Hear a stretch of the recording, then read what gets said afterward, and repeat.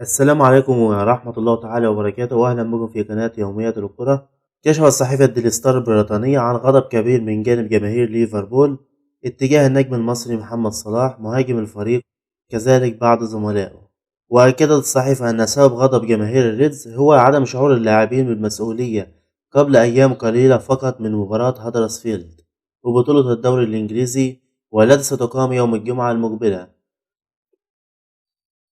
وبعد أن نشر محمد صلاح صورة له عبر تويتر وهو يتناول البيتزا، ولكن في مدينة نيويورك الأمريكية، قبل حضور حفلة مجلة تايم الأمريكية لأكثر 100 شخصية مؤثرة في العالم. وعلق الجماهير ليفربول على الأمر بغضب شديد، وقال أحد المشجعين عبر تويتر: فينالدوم سافر مع ديباي وصلاح في موعد بنيويورك مع كالسيا، وهي إحدى الشخصيات التي تجسدها الممثلة البريطانية إيميلا كلارك في مسلسل جيم اوف ثرونز. واستكمل: هل يعلم اللاعبين أن لديهم مباراة أمام هدرسفيلد وعليهم الفوز بها؟ وقال مشجع آخر: لاعبين يبدون وأنهم واثقون من الفوز أمام هدرسفيلد، ولكن ما يفعلونه يثير الشكوك حول إمكانية فوزنا بهذه المباراة.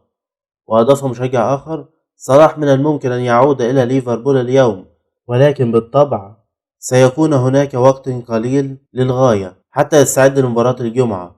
وتابع مشجع آخر: حصلت على صورتك هناك، يجب أن تعود إلى ليفربول، لدينا مباراة للفوز بها، على النادي معاقبتك على هذا الأمر، لأنني أرى أن الفوز باللقب مع النادي أهم من أن تكون رجل العام.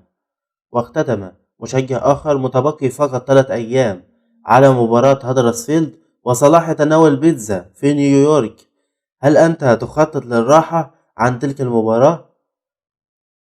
شكرا لكم، ونشوف رد فعلكم، والسلام عليكم.